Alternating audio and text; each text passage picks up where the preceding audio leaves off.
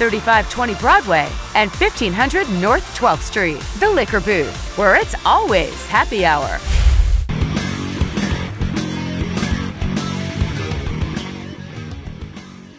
Hey everybody, welcome to the Daily Muddy. I'm Ashley Conrad. Joining me today, Dr. Blake Kramer. How are you? I'm wonderful. Thank you for joining me. So when I was looking over what we're talking about during this segment, I was thinking, all right, Ash, get your stuff together because you really got to act like you know what's going on here. But I'm not even going to try that. So Dr. Kramer, you are with Hannibal Regional Hospital, correct? That's correct. And you are what's called an interventional radiologist. Correct. Did I get that right? Yep. Okay. So we'll get into more of that in just a second. But Hannibal Regional Hospital, of course, you know, everybody's familiar with it, I think. The facility is a leading facility in healthcare technology, correct? Definitely, especially for rural hospitals. Yeah, absolutely. Which, you know, I'm always amazed at the things that y'all are doing, and this procedure that you're going to introduce me to is no exception. So this procedure, I'm going to let you tell me what it is because I'm going to pretend like I kind of know what's going on, but you have all the info. So this procedure is first of its kind. Is that correct? For the device that we were using. Yes. Okay. Yep. So walk me through a little bit what the procedure is and kind of how you came to that. Sure. Yeah. Okay. So I'll give you a quick brief overview of what we do. So we have a VTE program, which is a venous thromboembolism program. So we treat DVTs and pulmonary embolisms at Hannibal using very minimally invasive technology. Typically, we just treat the legs, pulmonary arteries. But in this specific example, we had a patient who was in our ICU, had a central line, and then developed a clot around their central line in their left internal jugular vein that's in their neck.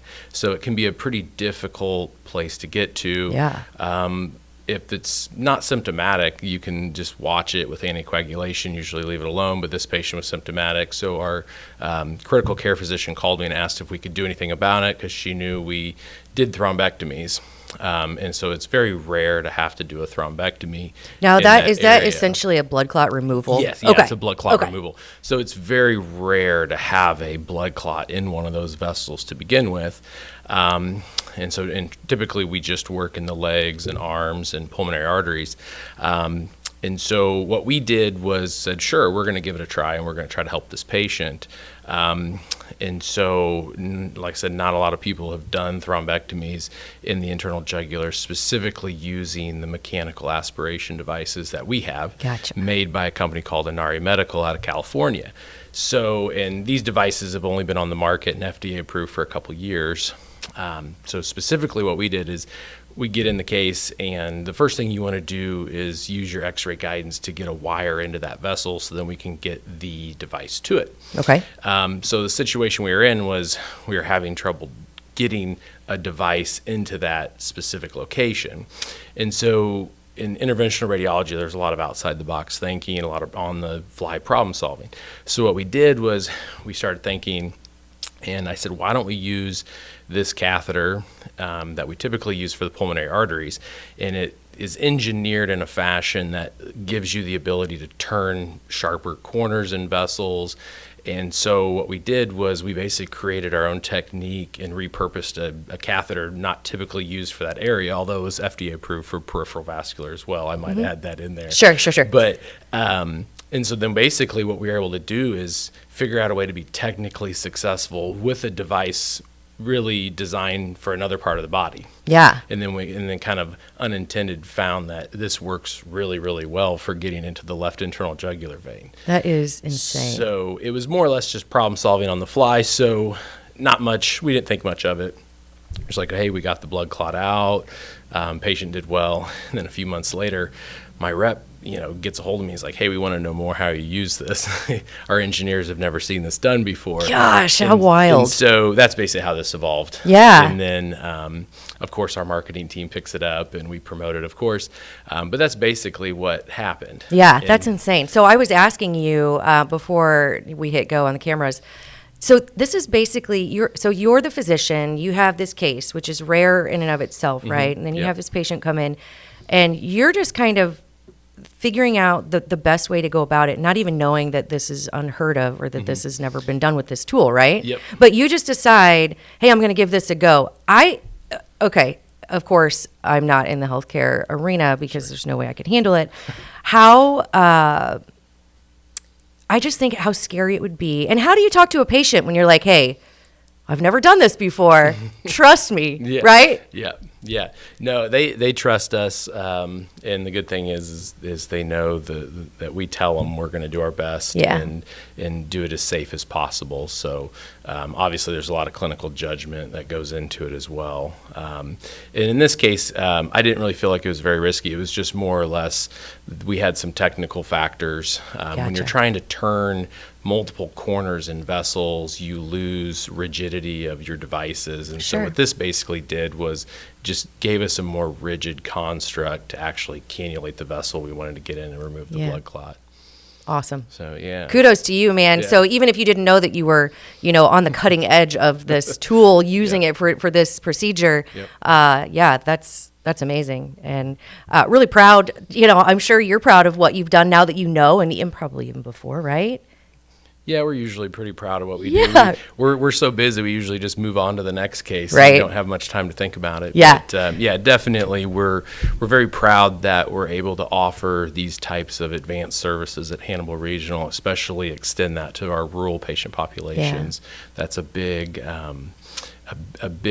disparity in healthcare right now. So being able to offer those services to these patients is a big deal, because typically the people who perform these procedures just are in the larger metropolitan areas. Yeah, absolutely. So bringing cutting edge procedures, and kind of state of the art solutions for in the healthcare arena, again, in rural area. That's just so awesome. So real quick before we go, the interventional radiologist. So my mom worked in radiology at Blessing for a long time. Okay. So this is kind of a new term. I mean, of course, diagnostic is something that we've seen, right? Because you're taking X-rays to figure out what's wrong. But what is interventional radiology? So interventional radiology is a pretty broad field now. It's kind of basically gone into its own subspecialty of radiology. Specifically at Hannibal, we still practice both diagnostic and interventional.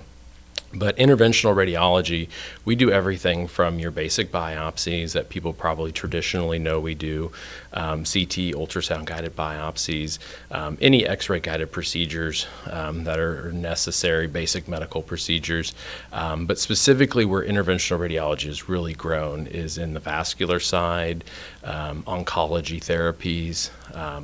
Those are some of the things that now we're starting to do that help patients avoid having to actually go to have surgery or major surgeries. Gotcha. Specifically like with blood clots, typically you'd have to have a major surgery to have a blood clot removed, and now we have minimally invasive techniques to do it. And typically it just falls on interventional radiology because we're trained to use X-rays and imaging to do procedures. So it's a vastly evolving field, and the therapies that you can get now from the oncology side are amazing, and even the vascular side. Yeah, excellent. Yeah. Well, thank you again, of course, for bringing exceptional care to this area. Dr. Blake Kramer, you are a rock star in my book, even though you're very humble, which I appreciate that as well. But keep it up. Keep up the fine work over at HRH, and thank you again. Yeah, thank you. Glad to be here. Absolutely. Yeah.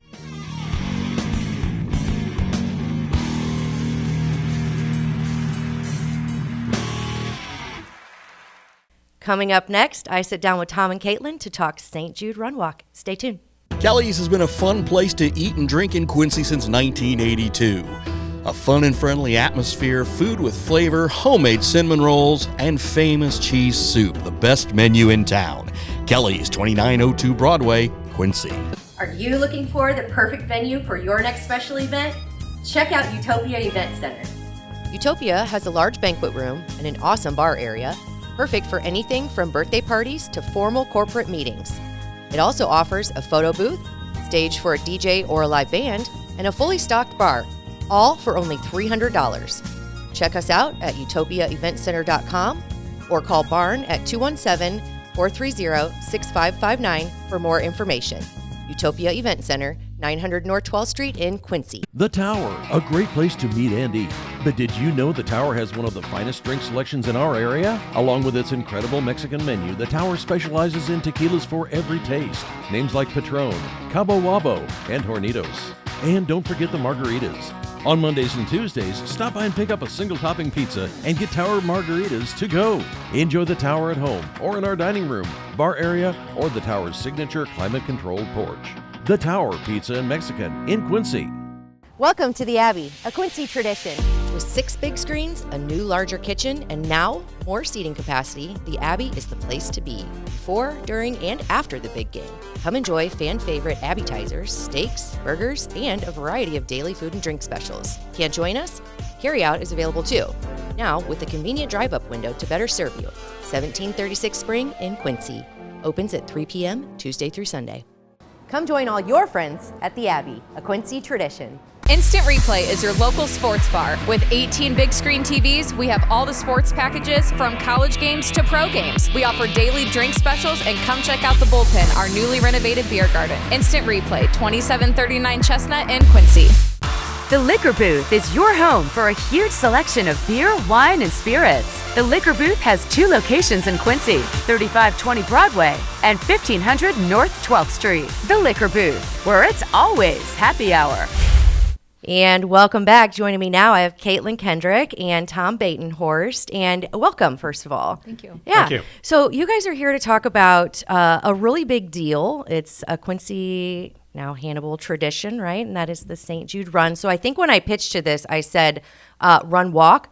You made sure to correct me. There is no walking here because we have to keep up and we have to get to Peoria, right? Correct. So no walking, guys. Sorry. But it is, of course, the St. Jude Run benefiting the St. Jude Children's Hospital. And this is a big year for y'all, right? Yes, this is our 20th year. 20 years. And we're going to celebrate this year this Saturday at the Rathskeller. Okay. We're having a big reunion with past, present, and possibly future runners that have joined us and volunteers.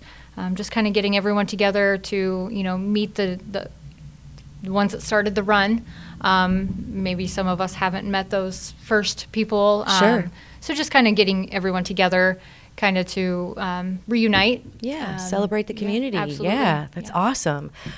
So, you mentioned the kind of the originators of the run, right? So there are many different legs, I think, of this St. Jude Run, but the one from Quincy to Peoria, and now of course Hannibal, you have founders from 20 years ago, right? Correct, yes. And then you have different coordinators. So you're one of the run coordinators this year. Mm-hmm. But in the past, I've known a few others. Big job. Yes. So thank you for stepping up. But it also, the benefit of the cause of what you're doing is so amazing. I mean, kudos to both of you for stepping up. Of course, children's hospitals, they do amazing things, but specifically St. Jude. Mm-hmm. So the runners run to bring awareness of the hospital. Is that right? Correct. Okay. And then St. Jude has no doubt been offering exceptional service for children in this community and beyond for years and years and years. Can you give me a little rundown of what specifically St. Jude, kind of what their why is, what their vision or mission is? She's looking at you, Tom. Sure. Well, sure, I'll chime in here. Okay. So Danny Thomas founded the St. Jude in 1962, and he said no child should die in the dawn of life. So it's to specifically focuses on childhood cancer, all the different childhood cancers. There's a lot of them that I can't even pronounce. Too many.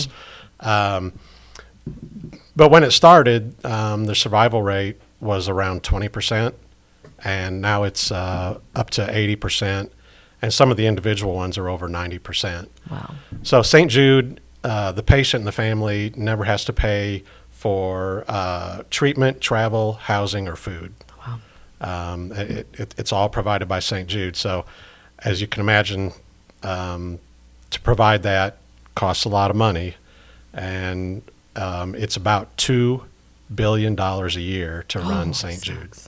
And it's all by really small donations and some larger events and events like this. Sure. But in essence, coming together as a community to help support the children and St. Jude's mission. Of course, we wish it didn't have to exist, but it does. And of course, it is expensive. So again, thank you for doing what you do. Thank you to all runners, past, present, and as you mentioned, future, for pitching in and helping. Now, can we get a little technical on how the run works? So I know you said we may not want to get too far into it, but I'm always curious. So you're running from, even driving to Peoria from Quincy is like 4 hours-ish, 3.5, 3 to 4, we'll say, right? 135 miles. Okay. So how long does it typically take to run? Is it days? 24 hours. 24 hours you run? Yes. Okay. Now, you have a big group of runners that come together, but they're not running that full 24 hours, right? Correct. Okay, because I would die. Yes. Yeah. So okay. we do break up into 2 groups, and we call it leapfrog relay style. So one group runs, for instance, from Buffalo Wild Wings to Camp Point. Okay. In the meantime, the other team is sitting at Camp Point waiting for us. And then when we get there, we kind of, smack hands, switch teams, and then that team runs from Camp Point to Mount Sterling. Whereas the team that just finished running goes to Mount Sterling and kind of chills for a couple of hours waiting on that second team. And we have, a few stops here and there. Astoria is amazing to us. We hit there about 5 o'clock Saturday morning, and they open up the town to us, provide us with breakfast and meals and just any kind of goodies that we want. We can't thank them enough every year with the graciousness and goodness that they give us. Yeah. Just an awesome community in that little small town. But it's 24 hours. We get there, then we just kind of hang out and then present our check and celebrate. Yes, I'm thinking, because here I'm thinking, all right, do you ever have anybody like fall out? Because that would be me. I'd be like, can you just come back and get me? I would try it, but yeah. We do have a good crew. We have a safety crew that, with myself and our safety crew, we kind of keep an eye on the runners, make sure that they are, they're not looking fatigued. If they are at any time, we stop them, get them in the air conditioning, because we are out in the elements. Yeah. Anywhere from heat to, we were in pouring down rain last year. Ugh. Yeah. So we do keep an eye on them for our safety and theirs. And if anything, knock on wood, hasn't happened thus far, but we definitely have people there that can help if needed. Keep them safe. Yeah, that's outstanding. The dedication of these runners and your team as a whole is outstanding. It's incredible. Again, I'm not a huge runner, but for the kids, I would probably try. But I love that you're shouting out the communities that are supporting you. You're shouting out the safety measures that you take. So, how many runners do you have total? Do you know? To date, we have about 65 runners. Wow. And just a little piggyback there, you don't have to be a runner. We only run as fast as the slowest runner when we're out there. Okay. So it doesn't matter if you run a 12-minute mile or a 6-minute mile. We're going to stick to that slowest person. Gotcha. They're in the front of the line. They're leading the pack. Gotcha. So, And we run in what we call legs. So again, it's relay style. And when you're not running, you're in an RV, and you go up to the beginning of the next leg. And each leg is anywhere from a mile to 2 miles. Okay, so I'm not running from Quincy to Camp Point. Correct. Total. Okay. That makes it. Yeah, the team that's running from Quincy to Camp Point, all the runners on that team take turns. They split it up. Yeah. Good to know. So Okay. 8 or 10 people will hop out and run a 2-mile leg. Good to know. And then another 8 or 10 hops out for the next leg. Yeah. You can do multiple legs if you want. Okay. You can run one leg and call it a day. Yeah. But it's And a still be fundraiser. involved. It's Yes. a fundraiser first. Yes, absolutely. I love that. I'm glad that you clarified that, because I'm thinking, I bet there are some runners out there who maybe don't know that they can get involved.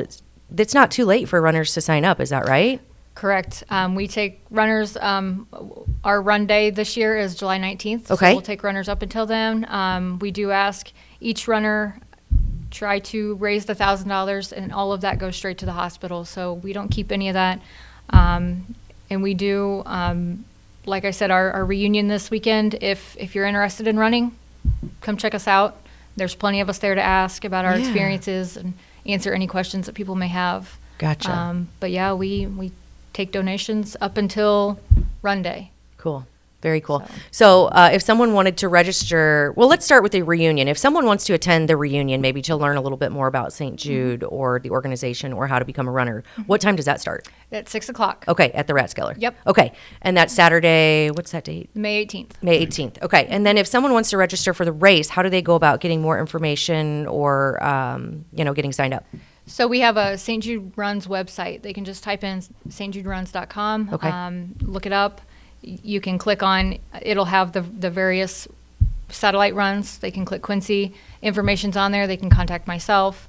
And it's a pretty explanatory website. Okay. They can follow directions, or else, like I said, they can reach out to me, email or phone. Perfect. Now, if someone doesn't want to run, maybe me, can I still donate? Absolutely. Okay. So if I wanted to just do like a monetary donation, or are there any other ways you donate time, food, money? I mean, how does that work? Yeah. Well, yeah. Okay. We also have corporate sponsors. Okay. That helps offset the cost of the RVs and the gas. Gotcha. And we do get food donated from different places. But if an individual just wants to donate to the run as a whole, I would say get a hold of Caitlin. Yeah. You can donate to specific runners. We're all supposed to raise $1,000. Gotcha. So it's a little trickier to go in and find a runner if you don't already know the runners. Right. But there is a way to do that where you can donate to an individual runner. Okay. To help them meet their goal. Sure. So $1,000 a person. Is there an overall goal that you're trying to reach this year, or is it just? So this year, with it being our 20th year, we kind of want to raise, or, give the most. Last year was 145,000, so this year we're going to try to reach 150. Holy smokes! So that's our goal. Yes. And we're going to try to do it, but we'll just see. We'll do the best we can. That's incredible. Well, thank you again. I'm sure it's probably an amazing event for the runners, for the organization, but of course also for an amazing cause. Of course, these children deserve everything we can help them with. So, if you want to get involved with the St. Jude Run, get a hold of these fine folks here, or go to the website, get signed up.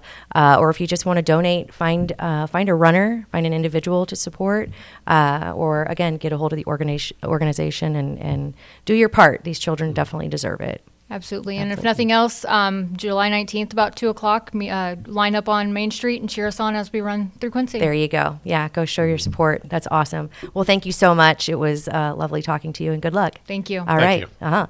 I think that does it for today's Daily Muddy. We'll catch you back here tomorrow for more.